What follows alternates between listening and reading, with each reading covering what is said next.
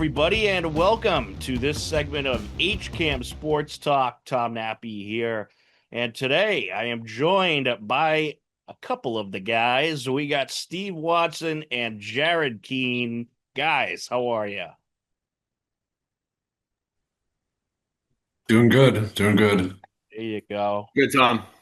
I'm so nice. I always got to make sure everyone's doing good before we get into the meat of our sports talk.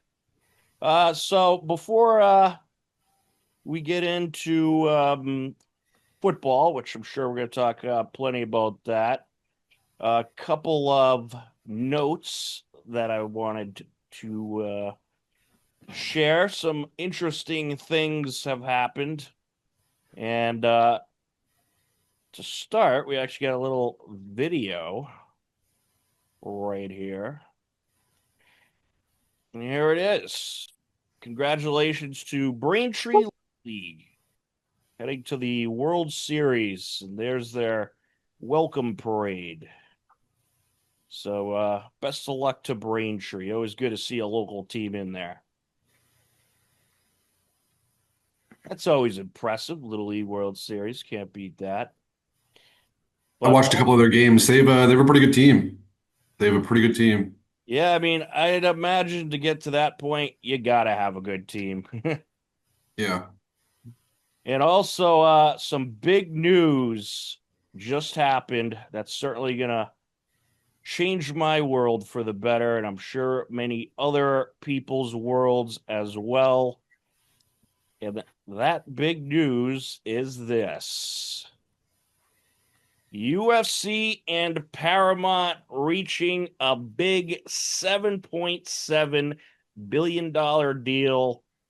UFC will be on the Paramount platform. All the fights, no more pay-per-view. The big fights will probably air on CBS since they're now owned by Paramount. Paramount just acquired CBS not too long ago.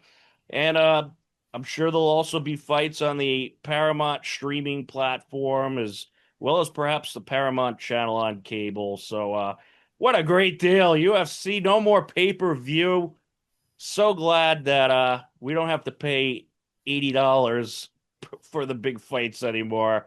Uh, any reaction to this, guys? I'm excited about it.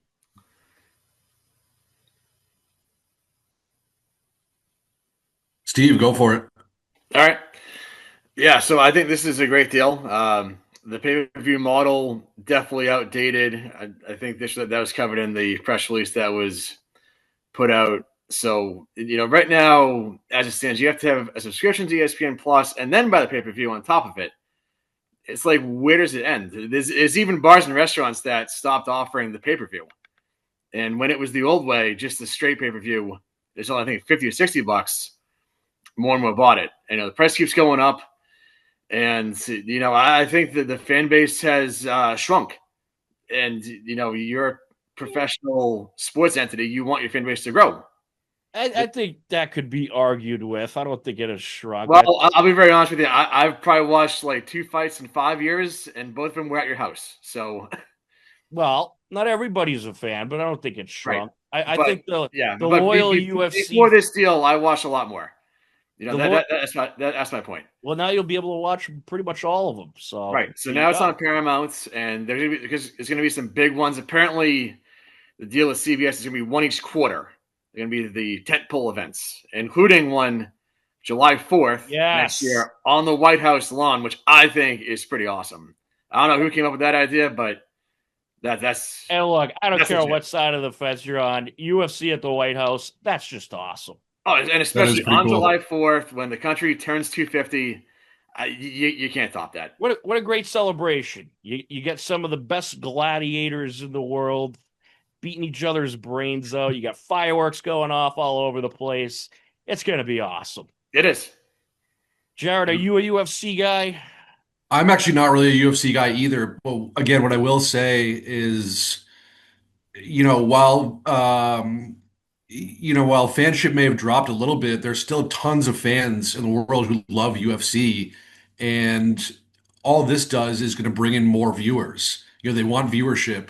Steve kind of hit it on the nose. I mean, this deal allows more people to watch that may actually haven't watched before, and now brings in more viewers because of the easier access instead of, again, like Steve said, having to subscribe to ESPN Plus, then get the pay-per-view on top of that.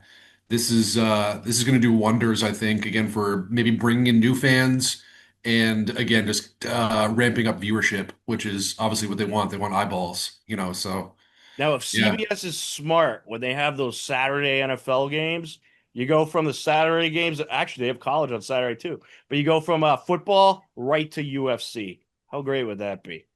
That would just be a whole day right there. I wouldn't be shocked if they did that. I think Dana had mentioned that there's gonna be one each quarter, tentpole event, big to do. So maybe in quarter four, October through December, once you have, if they have a football Saturday right around Christmas time, maybe they double up with UFC, perhaps. Right. Well, it's at least one each quarter. There could be more. You never know with Dana White. Um, but there's going to be at least one a quarter. So that is great news. And that's not all the events. That's just the main events. You're still going to have the fight nights. Yep. And there'll be probably several of those. And I'm imagining those will be somewhere on the Paramount platform. And then you'll have the big cards on CBS. But absolutely incredible. I'm glad the pay-per-view model is gone for UFC. It's certainly popular enough now to where you will be able to sell advertising for this. And I think you could pretty much make the same amount, if not even more. I think they're going to make more money selling advertising for this. There'll probably be a few more commercials than there is on the pay-per-view, but that's okay. You don't have to spend that $80 anymore. Cable's already expensive enough, so having to buy those pay-per-views wasn't a big fan of that. But Yeah, I agree. And if there's more ads and it runs a little longer, usually a card runs till 12:30 in the morning or 1 a.m. So what's a few more minutes? It doesn't really matter, right? right, right. right, you could even have the well, actually, I was going to say you could have the West Coast game and then go to the rest of the fights. But It's a super long night you want, huh? it is good. That'd be a little bit of that would be a long one. Well, hey, sometimes they have fights in Europe and stuff, so you never know. But usually those are the fight nights, the ones that are on the road in a different time zone. But UFC, it is growing in popularity. More and more people are wanting to watch it. Getting those pay-per-views certainly a hassle, but no more UFC Paramount $7.7 billion deal. It's going to be incredible. I think it'll work out well, and I'll be very surprised if they ever go back to the pay-per-view model again after this. I think it's going to be a big success for this incredible sport. But speaking of incredible sports, the Patriots had an incredible week one preseason game. They took down Washington 48-18 in week one of the preseason. Absolute domination. Now it is preseason. Take it with a grain of salt. But guys, always good to see the Pats get a nice win. Start off the preseason. Everybody looked good. A couple of good surprises. And, I don't think anyone really did too bad at all. Some of the rookies looked fantastic. So let's get your thoughts. Jared, why don't you start us off? What are your thoughts on that week one preseason Pats game? How do you think the team looks? Certainly a good start. Again, we'll obviously see what we look like week one when we actually really get going. But this is certainly a nice start. Nice to see the team put up some points, get it going in a few different ways. Um, Again, I hit on it last week. You hit on it last week. Travion Henderson, I think, should probably actually start at running back. I mean, he deserves it. He's exceptional, and he's only going to get better too as a rookie. So, yeah, just really impressed. Again, looking forward to week one and seeing again what this team can bring. But yeah, just nice to see us get it going early, and hopefully we can keep it up here and again get it going into the regular season. Yeah, I was very excited about Travion Henderson. I mean, he started off the game with the kickoff return for a touchdown. That was incredible. And ran all over the field, ran around defenders.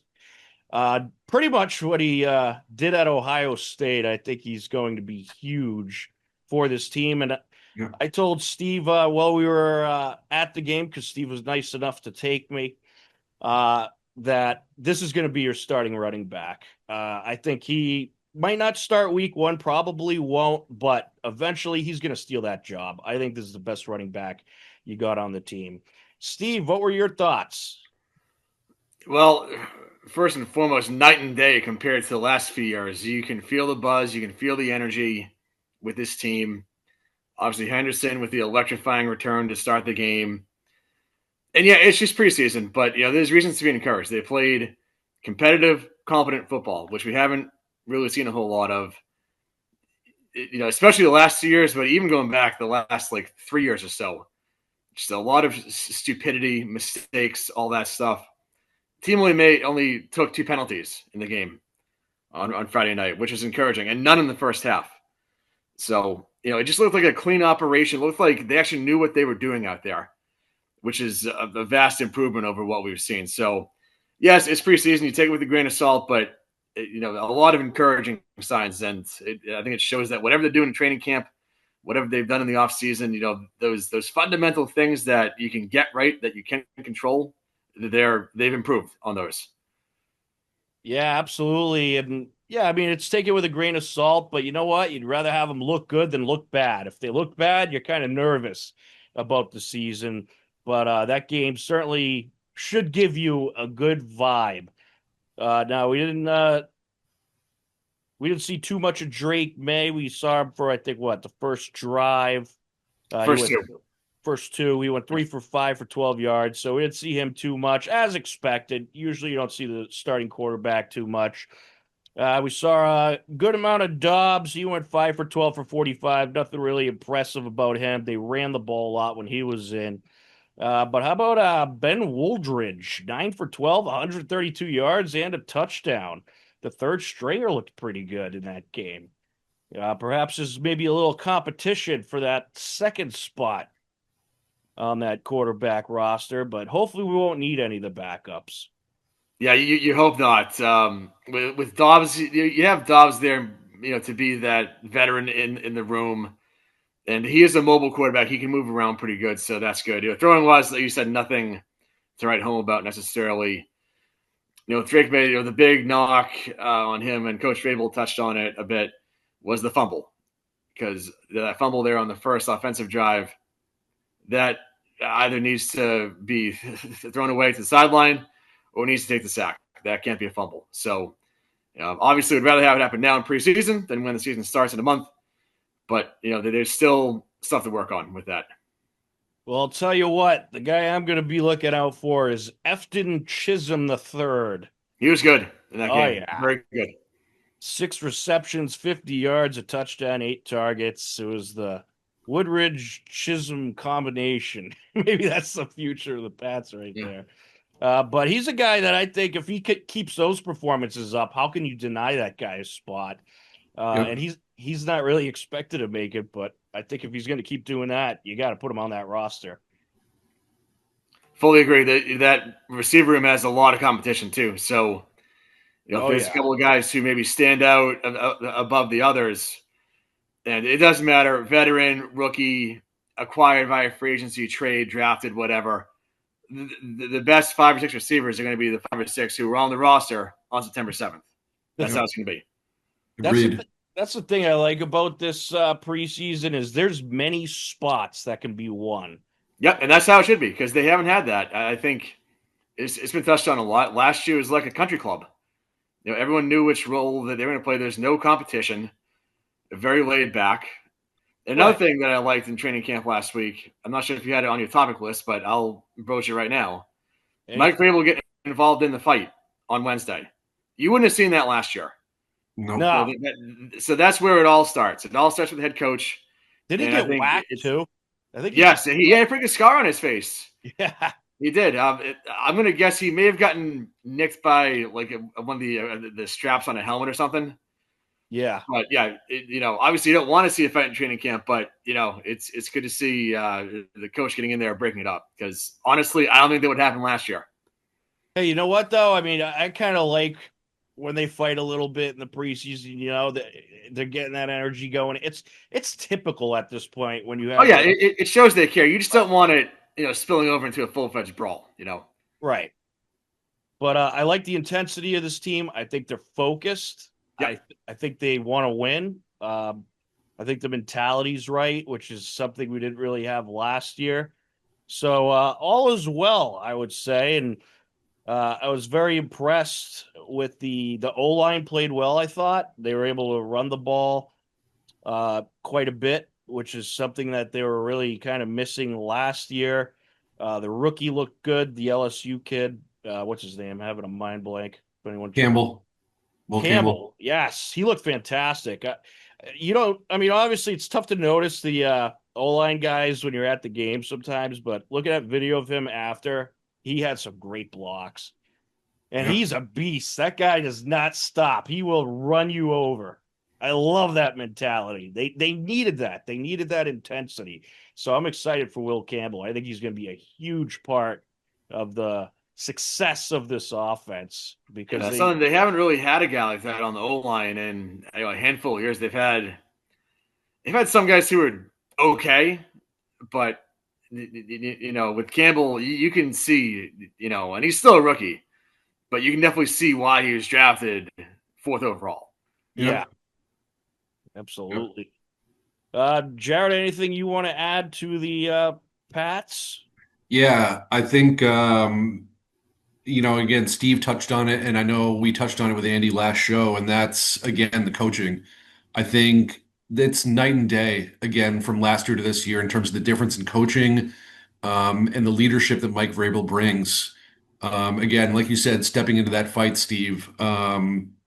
Again, never would have happened last year. It all starts with him, and he's clearly building a very different and obviously more impactful mindset and mentality than last year. More positive, winning, bring physicality to this team. Again, which is all things that we lacked last year. So yeah, just couldn't be more excited about having a coach like him now, and just again excited to see what happens this season. You know, um, and agree on Chisholm. Just if he keeps it up, he deserves it. And again, it's nice to actually have some competition in some spots now for the sake of depth and getting the best players in those positions on the field. Yeah, and another couple guys that I really like, John Giles had a couple of big receptions, 48 yards, and Jeremiah Webb, uh, he seems like a speedster as well, a couple of receptions for 41 yards. So those are two guys to keep an eye on. And this receiver battle is going to be very interesting going down the stretch. I mean, the only sure thing is, Stephon Diggs is going to be on the roster. A guy like Mac Hollins is probably going to make the roster. Pop Douglas, Right. probably But Kyle Williams for sure. Kyle Williams has looked good. yeah, Uh, yeah. And then is it Javon Baker? Is it Chisholm? Is it who else? So but I would say yeah. they probably have at least two, maybe three receiver spots open. Could even be more than that. But it's going to be a fun preseason to watch, especially if they keep playing like this. They looked great, but they got a pretty good test coming up. They'll be in Minnesota Saturday afternoon, week 2. That's going to be very interesting. Minnesota, obviously, a team known for their defense, and they got some weaponry back, kind of a different quarterback situation than last year, but they certainly have some weapons that the Pats will have to deal with. And I'd expect we'll see a good amount of the starters in this week 2 game since we didn't see much of them in week 1. Any thoughts on the upcoming Pats Minnesota preseason matchup, Steve? Yeah, I think it's going to be a fun matchup. I think both teams will play their starters for at least a quarter, maybe even more. And I know they're doing a joint practice. They flew out today, so I don't know if they're doing 2 sets of joint practices Wednesday, Thursday, but they're doing joint practice out there. I think the Vikings are a good team to do a joint practice against. They've had some good teams out there under Coach O'Connell the last few years. They have a good system. Even Sam Darnold looked good in that system last year, right? He went to Seattle and got his nice contract. Now they got J.J. McCarthy, who they drafted last year, in at QB. So, and Justin Jefferson, who does have the best hands in the league. So, yeah, they'll be a good test, I think. And they're an opponent you don't really see a whole lot, not too familiar with them. So, maybe see some stuff that you wouldn't typically see. I bet you those practices are going to be heated. Yeah, I wouldn't be shocked. Oh, yeah. Jared, any thoughts on Pats, Minnesota? Yeah, I'm actually very curious to see JJ McCarthy. Obviously somebody we didn't get to see last year. Coming out of Michigan, coming off a national championship, and then having to miss last season. I think it's going to be I'm curious to see what it's like, for him now.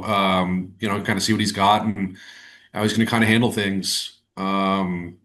Again, yeah, like Steve said, it should be an exciting matchup, should be a good matchup. Always, usually, competitive and solid squads in Minnesota. And I think Jefferson is actually a little banged up. I'm not sure if he's going to play this week. I think he has a bit of an injury, if I'm not mistaken. So, yeah, curious to see if he'll get out there. Yeah, obviously an elite player. Just, yeah, curious to see what the Vikings look like this season. What their offense is going to bring, and yeah, go from there. Well, I can tell you one guy that won't be there for the Vikings, and that's Rondale Moore. He's been Yep, placed. out for the season. Yeah, second straight year out for the That season. sucks. Yeah, poor guy. He's been injury riddled throughout really his entire career.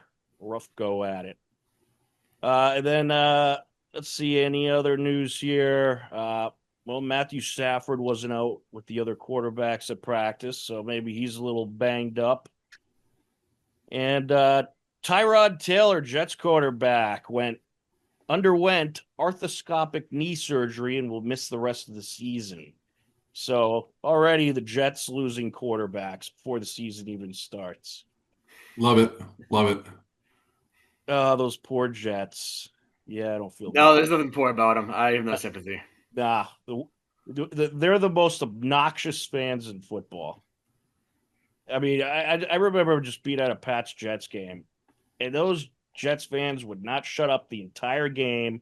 And then finally they shut up when Brady had a great fourth quarter comeback and took the win on a night that the Pats probably didn't even deserve to win because they didn't play great. But Brady worked his magic, and then all those Jets fans were laughed out of Gillette Stadium like they deserve. Oh, hence why you said the Jets fans can throw beers at his statue. Yes, that was a great quote. Just had to sneak that in there, right? Brady's funny. He is. He could be. He is. That speech was epic. Loved it. Let's see. Texans placing tight end Brevin Jordan on season-ending injured reserve due to a knee injury. And Jordan Love having some issues. He underwent a procedure on a ligament in his left thumb, and that was suffered in Green Bay's disastrous preseason opener. The Jets absolutely walloped Green Bay in that season opener. They hope he could return to practice this week and be ready for the season opener. So there's kind of a look at the situation around the league. And hopefully we don't see too many injuries in the preseason. Never like to see guys out for the year in the preseason. That's no good. But fun preseason so far. I like what I'm seeing. Take it with a grain of salt. I mean, things could look very different in the regular season. Mm-hmm. But hopefully they'll look relatively similar to what we saw the other night. But a nice week one and a nice way to start off the season for the Pats with the Brady trophy presentation and the speech. I think it kind of gives the team a good vibe heading into this year, having that Yep. ceremony. All right. So any last thoughts about football before we move on to a little Red Sox? Anyone can just I've got one. go for it. Rip. It's good to see a lot of starters playing across the league in preseason. Like you've seen Joe Burrow play, since you've seen Patrick Mahomes play. There's been so many teams the last few years. Come September, they just look atrocious and not ready to play. And you wonder, what did you guys do all offseason, all training camp? And honestly, the product as a whole has suffered. There's so much bad football on, especially early season. So I think teams are taking it more seriously. Harder off seasons, harder training camps. They're playing preseason. I know week one there's a lot of division games. So, They should. It's only 3 weeks now, Right, exactly. And, since they made the move down to 3 preseason games, I think the product in the last few years has gotten worse because teams just do not look ready to take the field. And it needs to get better. It's across the league. It's here, problem in Foxborough the last few years. Look at Cincinnati last year. They thought the season started in November because they just weren't ready in September and October. So, I think you've seen a lot of teams across the league kind of take note of that and, okay, we need to be ready to go come September because every game counts. Yes, absolutely. And I just wanted to mention, too, a couple other guys I was really impressed with watching some of the games. Shedeur Sanders looked fantastic for the Browns. Won't surprise me at all if he steals that job. Same here. And another guy who I think is probably going to end up with the starting job, Jackson Dart for the Giants. He looked really good. So those were two guys that I was impressed by. Although I'm sure you'd prefer Tommy Cutlets. Oh, yeah. Tommy Cutlets. Gotta have Tommy C. Gotta have Tommy Cutlets in there. They have to keep him around. I mean, they have to. Yeah, it's a must. He's like the most famous player on that team. He probably always will be too, no matter what he does. I was impressed with Shedeur Sanders, though. I think, I mean, like you guys said, I think he could definitely end up stealing that job. I mean, there's not really a lot of high quality ahead of him, so to say. So, yeah, but he looked impressive this weekend. I thought he played well. Oh yeah, yeah, it's not going to surprise me at all if he ends up becoming the eventual starter over there. Yeah. Who do they got? They got Flacco. Oh, yeah. What is he? 47 now? Yeah, he's getting up there. He's probably the stiffest competition to Sanders because you got Dylan Gabriel, Kenny Pickett, and Deshaun Watson. So he was out for the year anyway. Yeah, Shedeur Sanders is going to be starting. Yeah. I wouldn't be shocked one bit. Might even start week 1 at this point. But look out for the Giants. I'm telling you, Jackson Dart. I think he's the real The Giants, eh? Okay. Let's see. Any other guys that impressed you or anything else you want to mention, Jared? Threw you right in the fire, didn't I? No, but I'm actually going to throw a fantasy football question at you guys. What is your one bold fantasy prediction for this season? Give me a bold prediction. You can take a second, but I want a bold prediction from each of you for this fantasy season. On a certain player or just in general? Yeah, on a certain player. Steve's in my league, though. Now I got to give away my secret. Well, it's not really a bold prediction, but I'll bet you Christian McCaffrey will get hurt again and be a useless draft pick. Okay. Huh? That's not really bold because that seems to happen in most years anyway. Look out for Travion Henderson. I think he's going to put up some numbers. And also, I probably shouldn't say this since Steve's in my league, but, if you're looking at quarterbacks in the later rounds, backup type of guy, maybe a Shedeur, maybe a Dart, those are two guys to look at.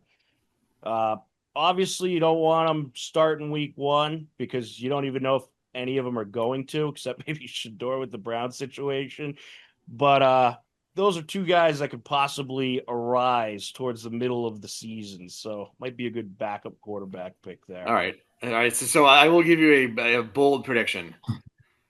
None of the Chiefs' offensive weapons will be in the top quarter of their stat categories. Interesting. Okay. Because Yeah, no, they All right. spread the ball out. in our league, Mahomes was the 10th round keeper for several years and was not kept this year, which Yeah. in my view is very telling on where that offense is right now. Well, they got what's his face? Was it Rice? Yeah, they had him last year too, though. And Yeah, Travis but Kelce's not getting younger. no, last year he got hurt though, like for half the season. When he was there, he made an impact. He was probably the best receiver they had. So he's a guy that could possibly make some noise. And then they got another guy who's a speedster. Xavier Worthy. And that's actually my bold prediction. I think Xavier, I think it's interesting. So I don't think running the football is going to be the Chiefs' specialty this year. So I think they're going to go half back to kind of air it out offense a bit. I actually think Xavier Worthy ends up as maybe a top 12 receiver this year. And again, that's kind of bold. He's a second year player.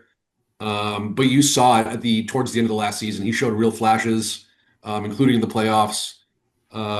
He's got wheels. I think he's probably going to see the most targets there again this year, and I think they're going to throw the ball. So that's kind of my bold prediction. But yeah, it's weird though because yeah, I mean, I think there's reason to also think that Mahomes is Yeah. as you said, if he wasn't kept in your league in the 10th round, like that could be telling, but. I do think they have to probably go back to throwing it a lot this year because I really don't think they might run it a ton. Maybe I'm wrong. Yeah, Yeah. and that's a team that went 11-0 in one-score games last year. Well, That's not going to happen again. the thing about that is you they're always going to be thinking about Mahomes' health. And, if they're passing all the time, that could put him in jeopardy, especially because of the way he passes, how he runs around and, hucks the ball downfield.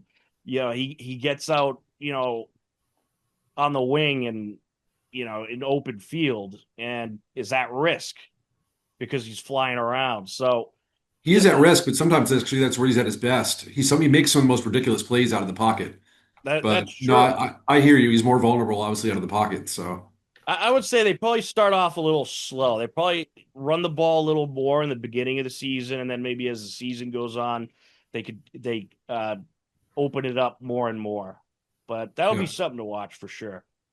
All right, so there it is. Week 1 of the preseason in the books. We'll be doing our picks soon enough.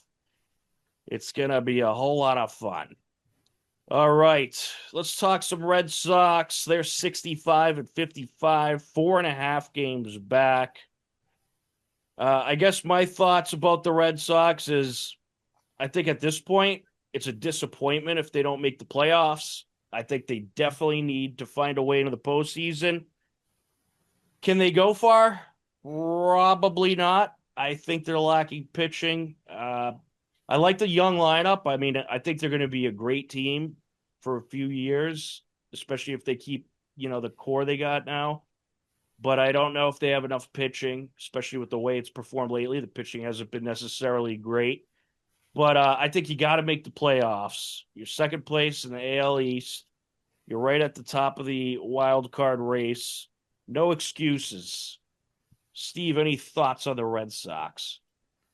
Yeah, if they don't make the playoffs, that would be an absolute failure. And I think they should gut the coaching staff if they don't make the playoffs. It's very simple. They make the playoffs, you keep the coaching staff. If they don't, you clean house. There's no excuses. This team has the talent.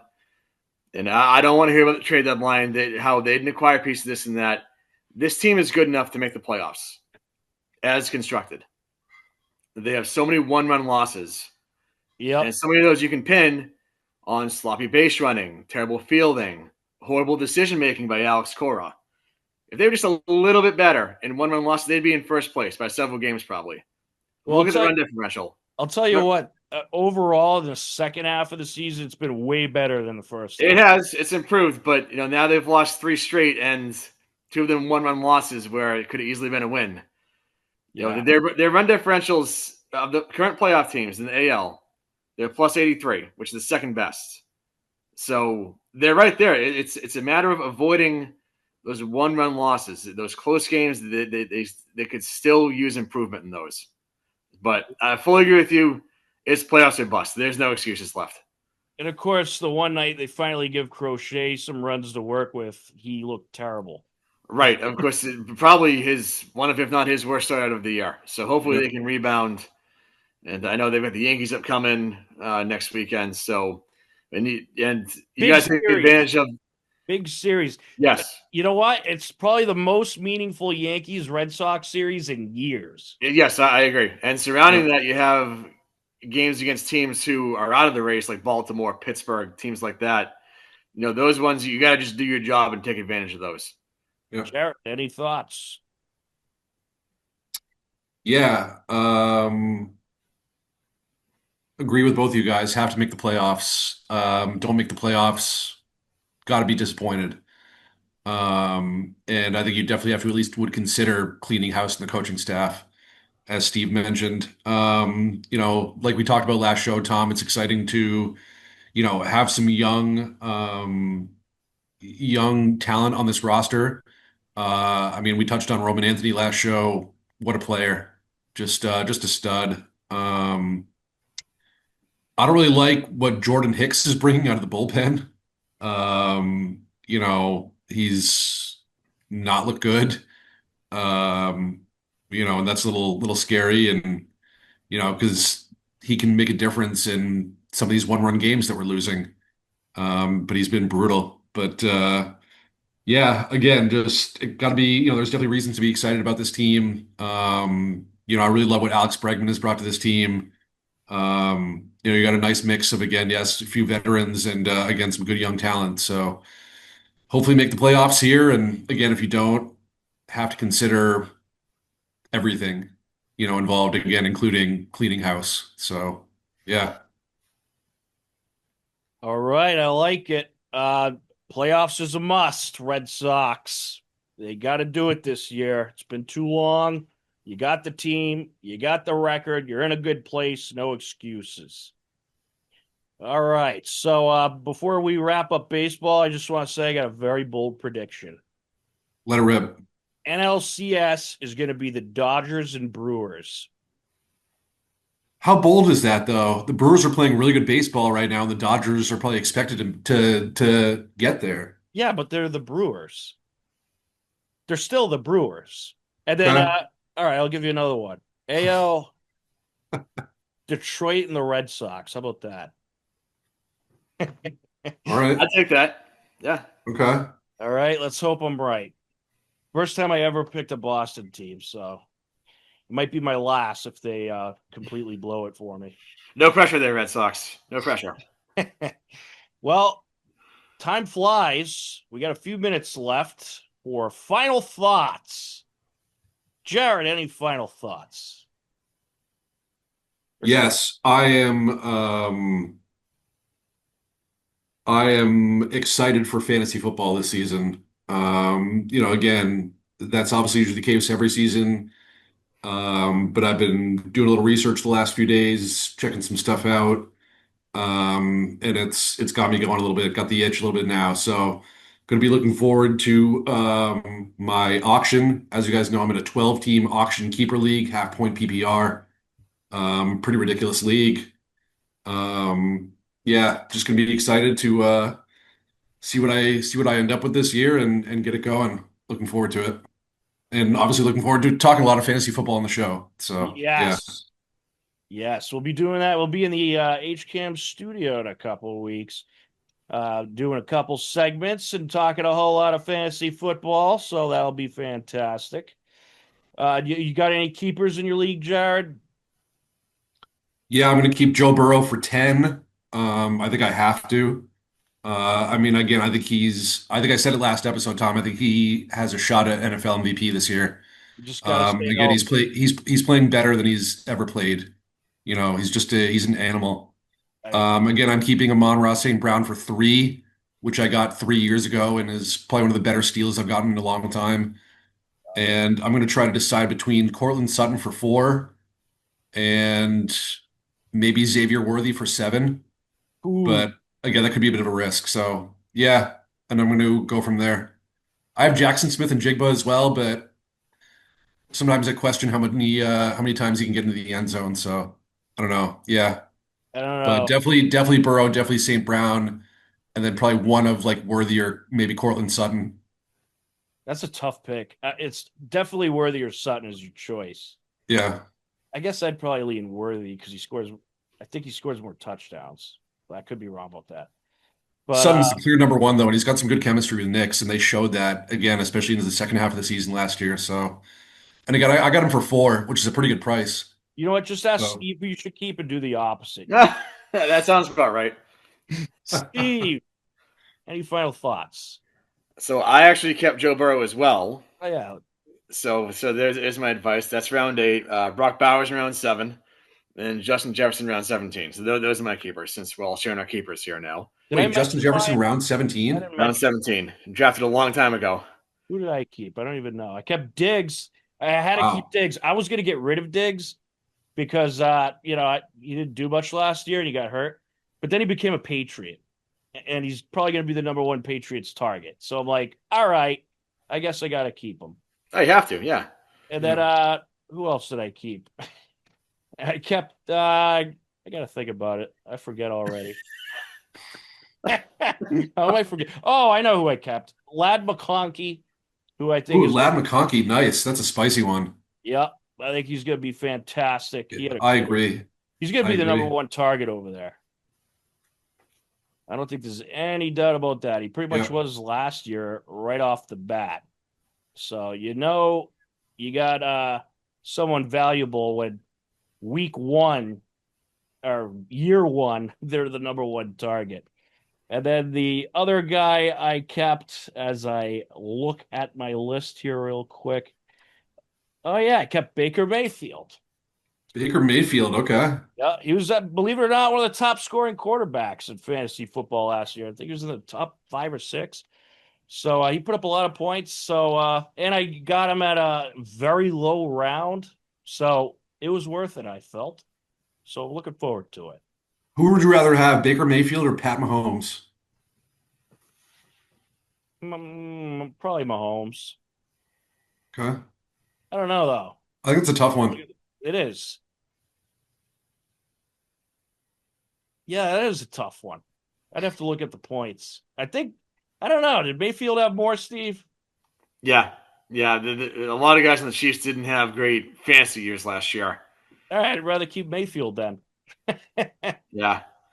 All right, Steve. Sorry to interrupt you, by the No, way. that's fine. That's absolutely fine. Your final thoughts. Final thoughts. Definitely enjoy the rest of the summer out there. I know it's only a couple weeks till school starts, so definitely enjoy that. Looking forward to the Sox hopefully making a playoff push. September's a lot more fun. That's happening because we got high school sports going on, we got college football going on, we got pro football, and then you factor in the pennant race for baseball. It's just that much more fun. Of course, you got Bruins training camp be starting up, Celtics too. So, yeah, hopefully the Sox can get back in the win column and stay in the hunt in September, make it a lot more fun. All right. Yeah, it's going to be epic. Football coming back. UFC on CBS. It's going to be phenomenal. I don't actually, the UFC has to end their deal with ESPN or run that contract out. Then they go to CBS. But whenever, I don't know when that is exactly. It starts next year. Okay. So there you go. But yeah, I think it's going to be a very fun football season. I think it's going to be very competitive. And you're going to see a lot of teams in the mix because I think there's just a lot of uncertainties, a lot of competition, and some of the rookies coming up are going to make a big difference in some of these franchises. So that is going to be fun. And of course, we'll have fall sports starting up on HCAM right at the beginning of September. I'm going to be going down to the practices soon and talking with some of the coaches and athletes and getting a scoop for how the teams are looking. So you'll be able to catch that airing on this program, HCAM Sports Talk, as well as HCAM News. And we're going to be doing a few episodes of HCAM Sports Talk in the studio over in Hopkinton. So you'll be able to see us there. It should be a lot of fun. But we are out of time. That's going to do it for this segment. For Steve Watson, for Jared Keene, I'm Tom Nappi. Take care, be well, and we will talk to you again soon. Enjoy the rest of your summer, everybody. This program is brought to you in part by TVLSports.net. You can view the standings, stories, pictures, highlights, and more about the 12 teams in the Tri-Valley League at tvlsports.net. tvlsports.net is an independent news and media website reporting on the TVL and is not associated with the MIAA, Tri-Valley League, or any town or school.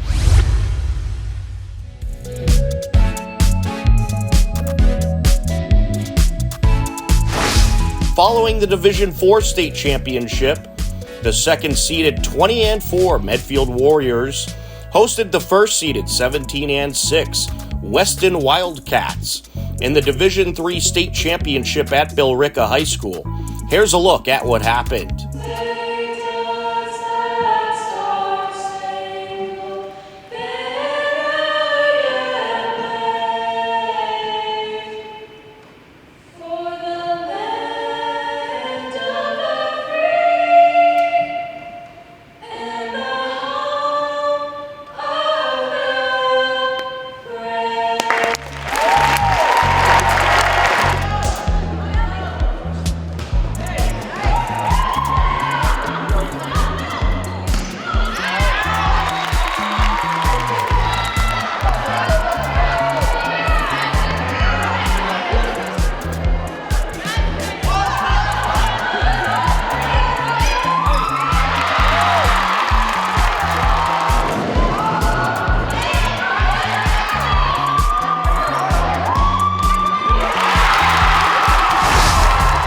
Medfield takes the first set 25-14.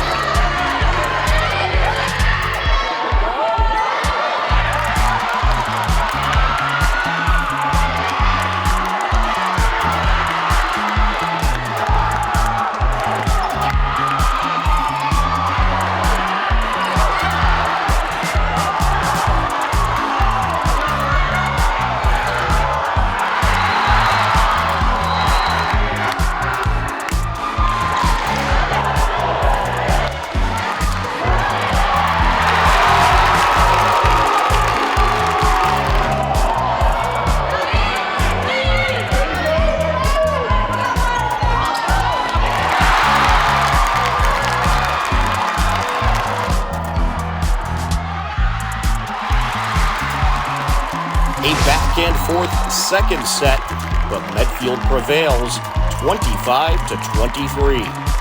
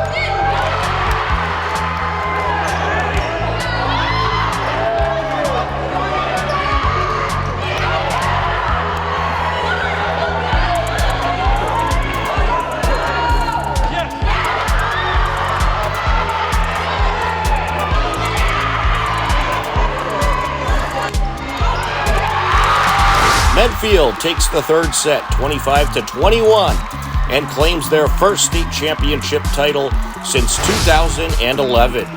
Medfield finishes their state championship winning season with a record of 21-4. We caught up with the team after their state title victory.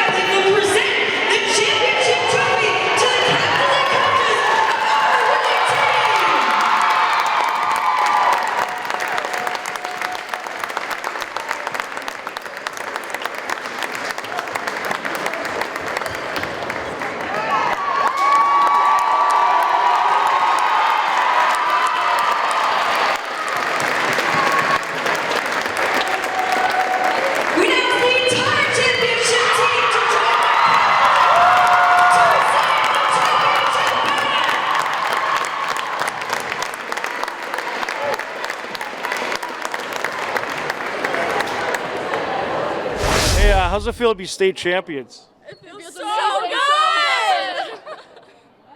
What's it been like playing with this group all year? It's been amazing. Everyone gets along so well. Amazing people. They're always supporting you. It's amazing. Yeah, we're so close on and off the court, and it's just it's awesome. Yeah. So why do you think this team was able to win the championship this year? I think everyone worked as a team instead of a player. Like, everyone was together in it, and we were all supporting each other. It wasn't like individual, like we were all together. We went in with our best energy and we wanted it, so we Had a lot of tough sets against that Weston team, but you came through. What was it like playing against that tough Weston team? It was it was really intimidating going into this game, but we just kept our heads up and played how we know how to play, and it paid off. How do you feel about being a state champion? amazing. What was it like, having those close, tough sets, but making it through and getting the win against that tough Weston team?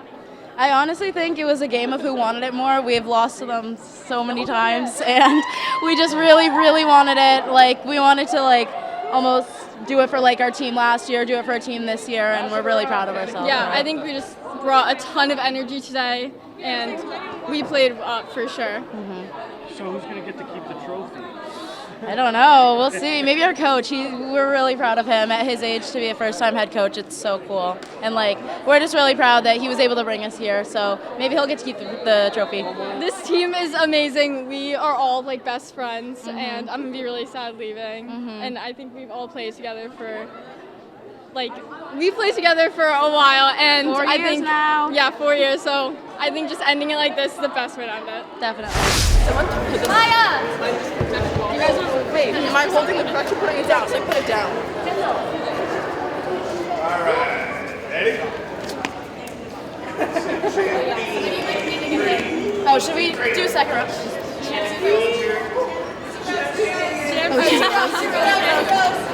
Someone take the ball down there. Put it in the center or something.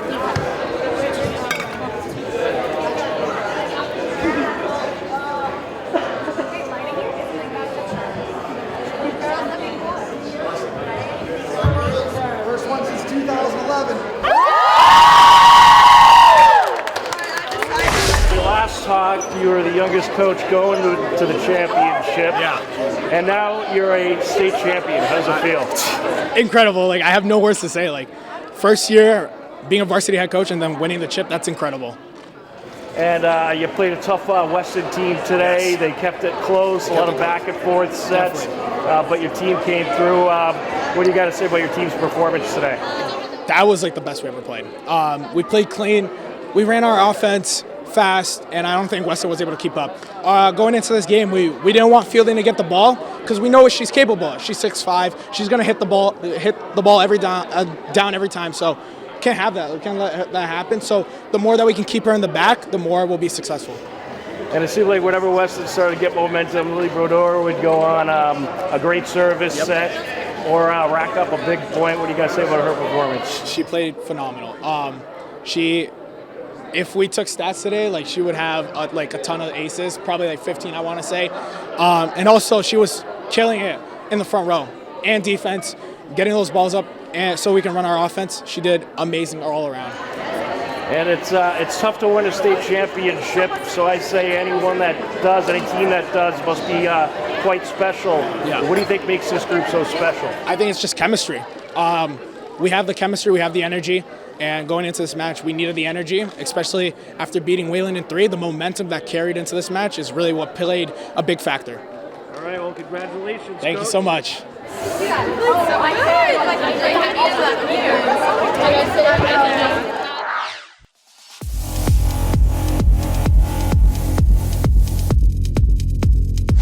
Deflection. She'll try a shot 20 yards away. Mila Lee. If there wasn't any doubt she'd score one this game, there it is right there. Raiders take an early 1-0 lead. Get it. Scored the go-ahead goal for the Rockets. Up top, Shanahan gets it to Lee. Lee, is this a tie game? It will be! Mila Lee ties the game up. 5:52 remaining. We're all tied at 2. We'll touch it. Get Lee room to work with. Down the sideline. Mila Lee tries a shot. Can you believe it? Oh, what a shot. Mila Lee finishes off the hat trick and sends the Raiders back to the Elite Eight.